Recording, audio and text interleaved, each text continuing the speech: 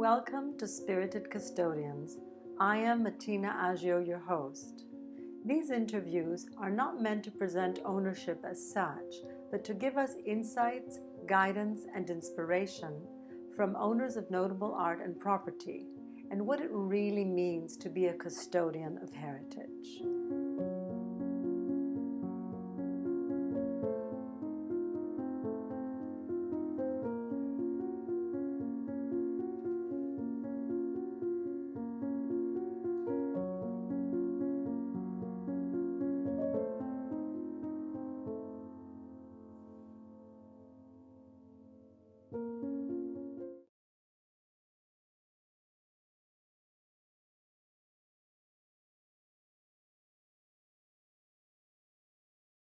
Join me in my interview today with Stephane Renard of Stephane Renard Fine Art in Paris. Stephane comes from a family of collectors and developed his interest in fine art since childhood. A collector himself, he led a banking career before he established his business in the trading of fine arts about a year ago. I really hope that this talk will give you an insider view into the amazing world of dealing with art. So let's go meet Stephane.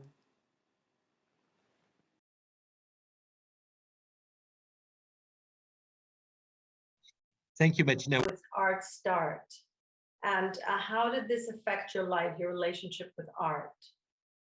Okay. Actually, I was born in a family of collectors.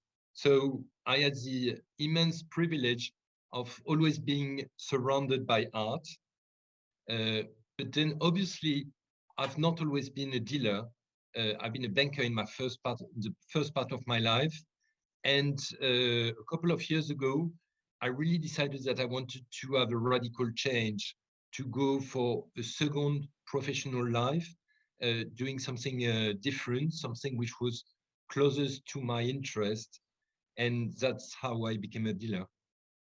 How has that been so far for you? I mean, what is your experience? You're a new dealer. You're young in the market, let's say. Yeah,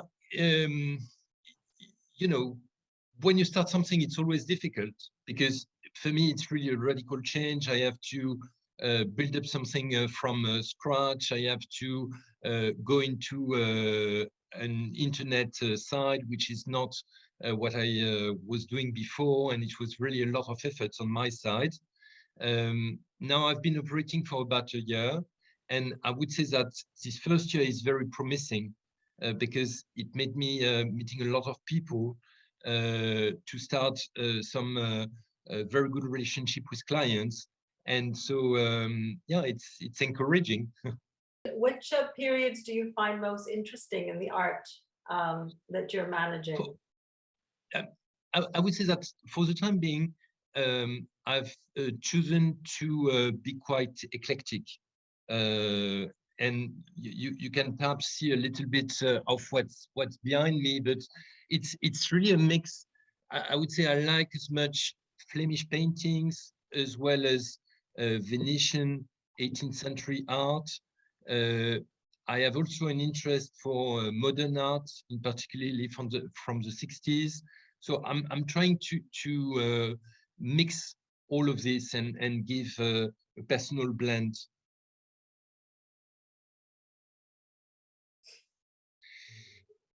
I would say that generally speaking, I really prefer art from the 16th to 18th century because I think that there is really a dimension where artists were working in relationship with other artists. There is often, especially in the 16th and 17th century, a lot of sense in the artworks, and that's really what attracts me.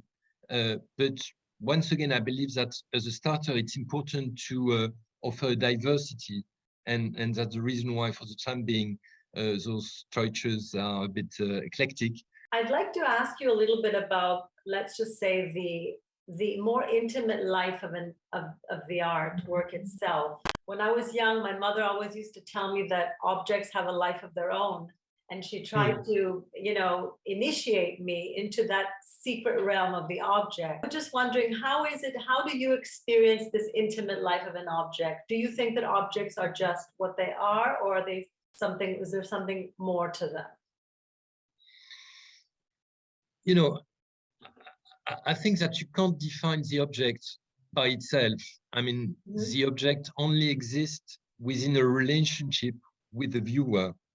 And that's also the reason why, at the end of the day, each viewer will have a different relationship with the object.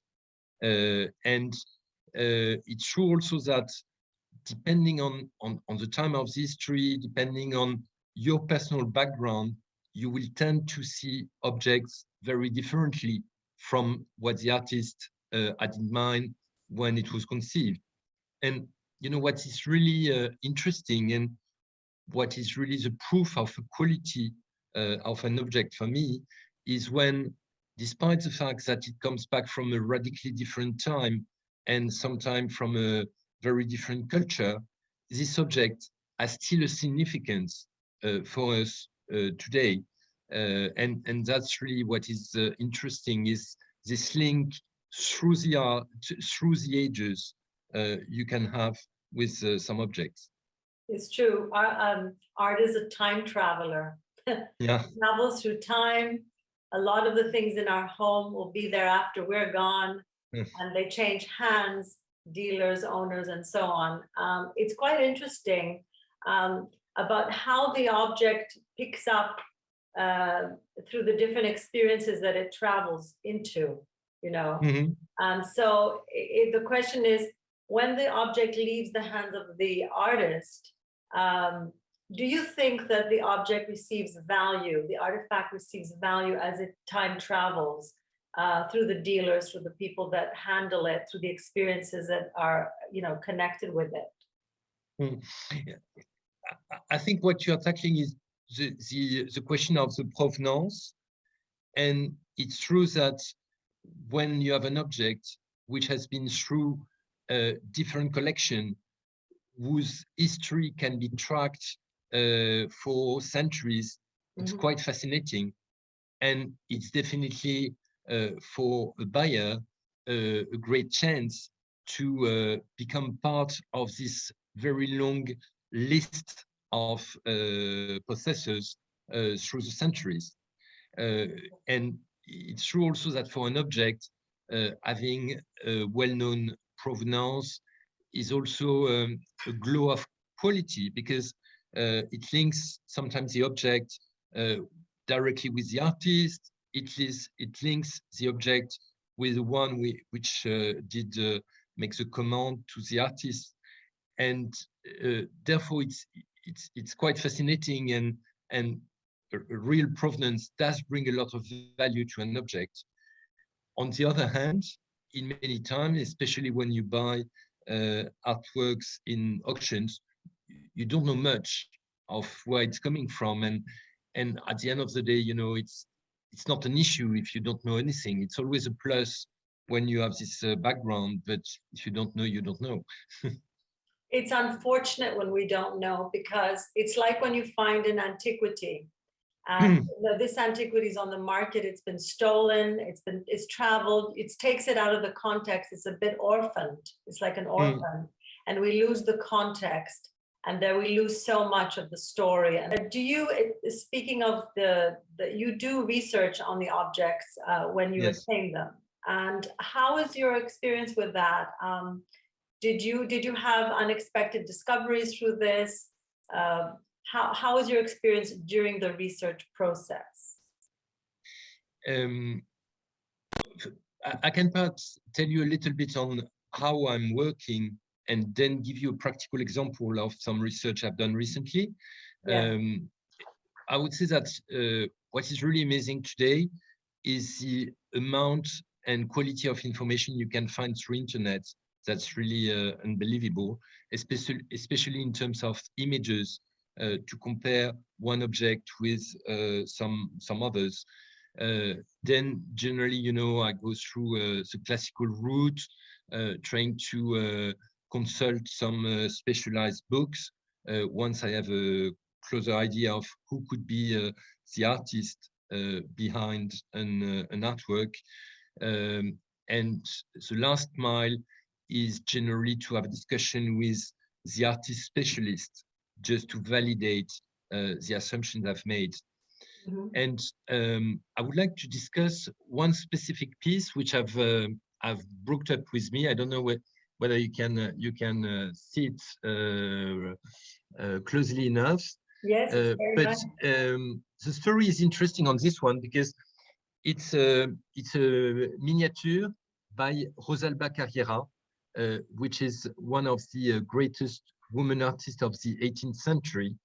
And this specific miniature is quite unique in her work because normally she has made portraits, but portraits of just one people, while here you can see that there are two people.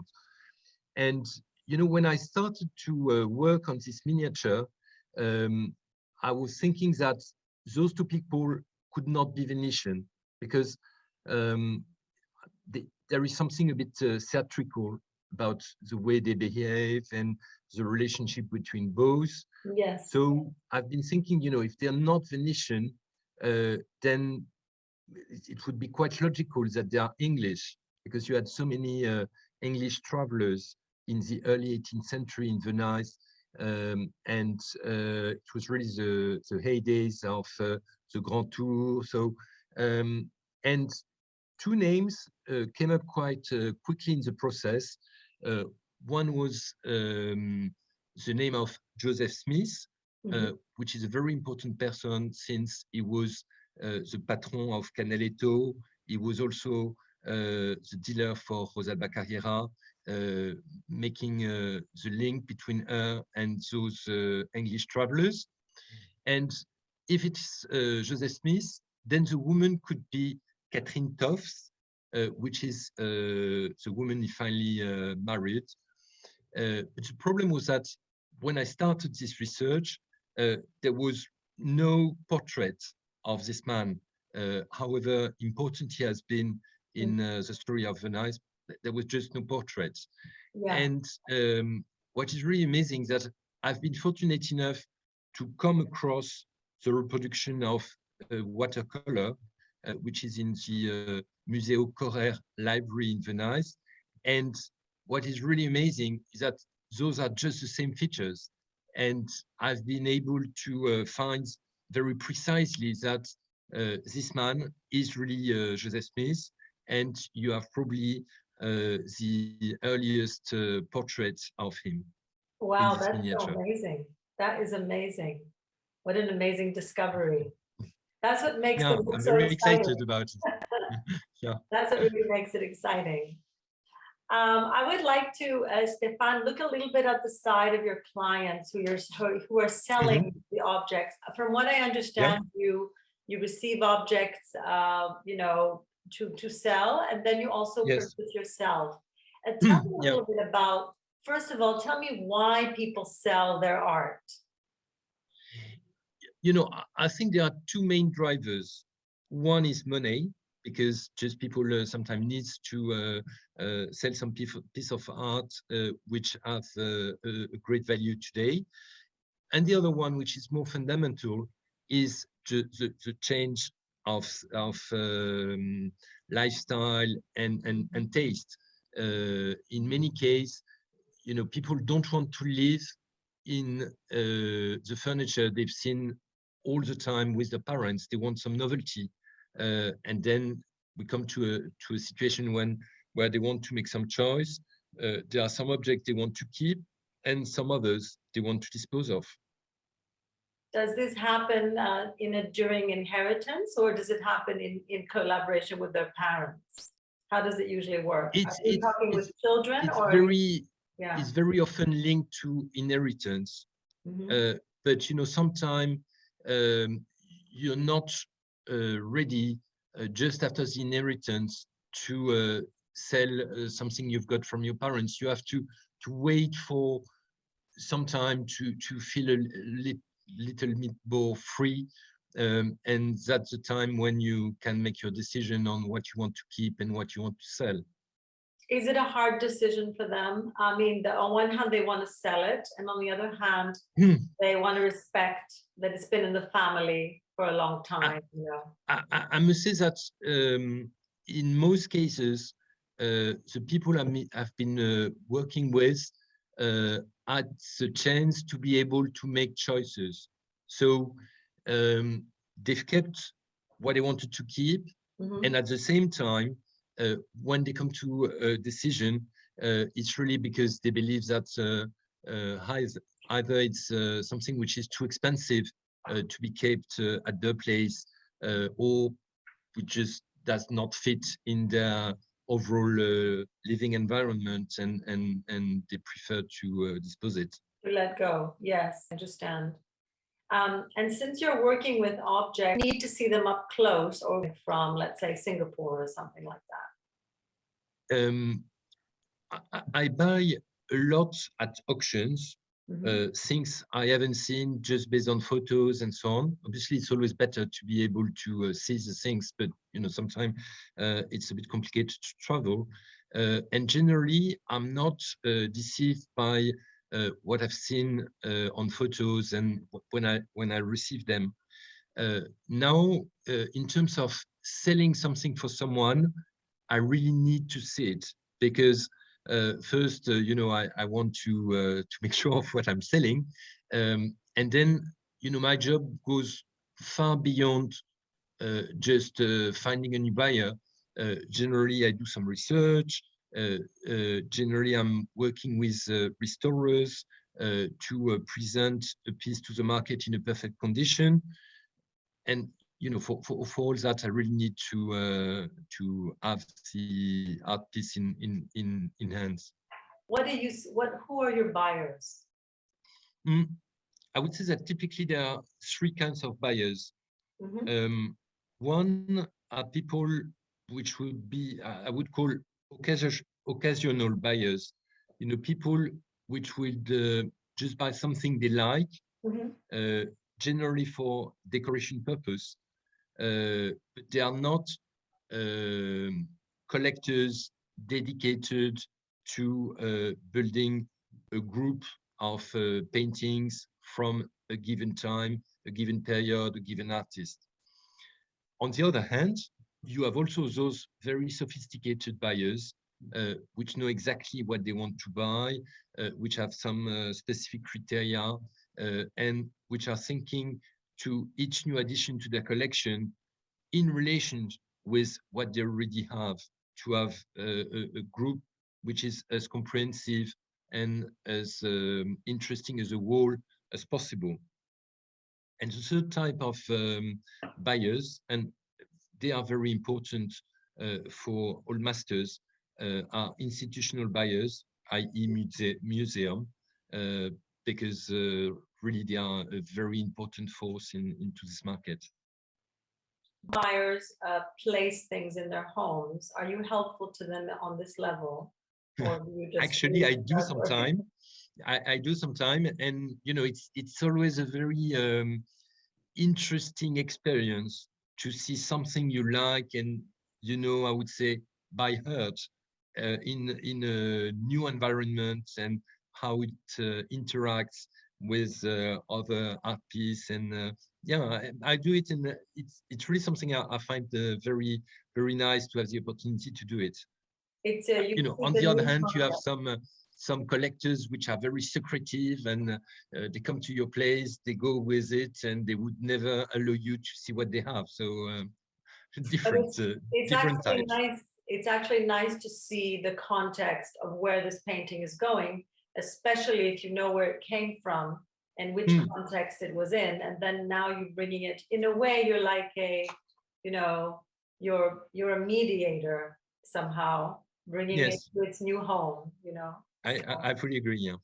And, Stephane, what does customer service mean for you? I think for me, what is really important is transparency and exhaustivity in the information I give to the client. So what I mean by transparency is that my own site is not a merchant site, so you don't see prices on my site. But on the other hand, I'm in some on some marketplace where those prices are indicated, and clearly I try to make the same price to everybody coming to me. And also what I find very important is really to have made research and to come up with an idea as precise as possible of who has been the artist, when it was produced, what are the restoring which has been made on the piece, and so on. So, I like to talk about it as much as I can. It's this storytelling and this research adds value to a piece. Light, you bring it more light onto it, and Yeah. you add value just by working with it. Yes. And how about in relation to reoccurring customers? What is really nice in this type of relationship is that obviously you know better what the people like, so you only present them things which are really appropriate to their taste.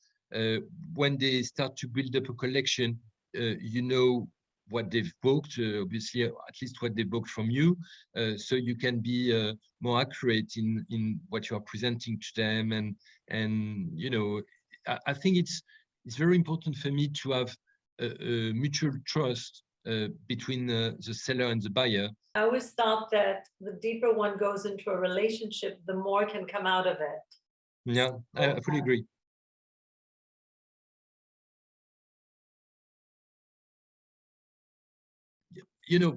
For me, there is something very specific about my gallery, is that I've decided to start with an online gallery. And obviously, it's also a limitation. But on the other hand, it gives, in my view, a greater accessibility. It forced me to insist upon the quality of the photos, for example. I think also through a site, you can really present a lot of storytelling on the pieces. And, I'm doing a lot of research. And, at the end of the day, for people who are based in Paris and who want to see the object, they can come to my place and see them. So I'm trying to offer a bit of both worlds.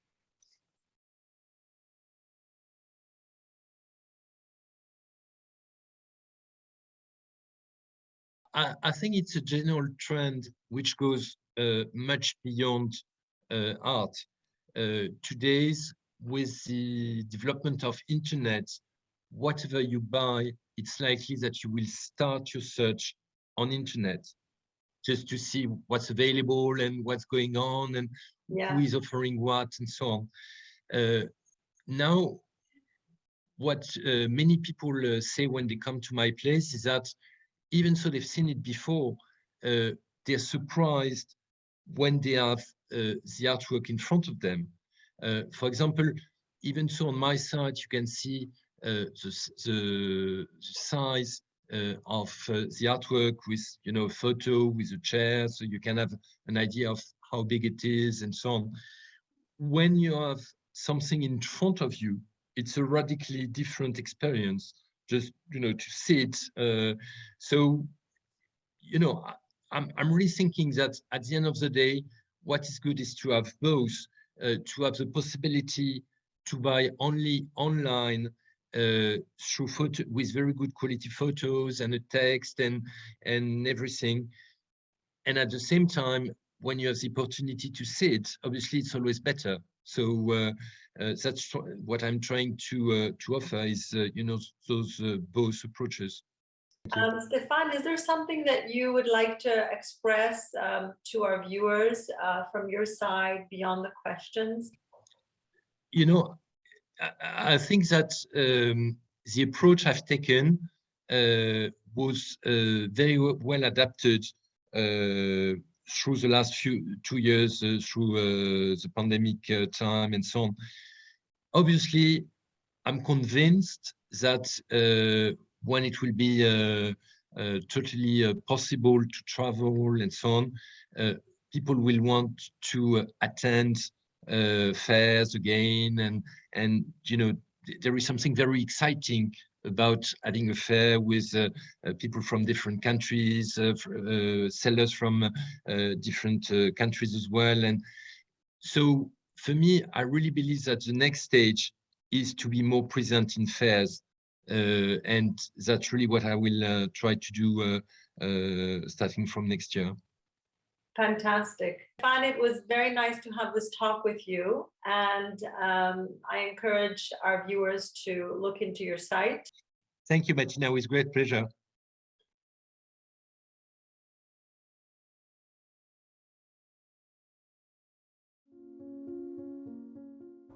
Thank you for watching, Spirited Custodians. I look forward to seeing you in my next interview.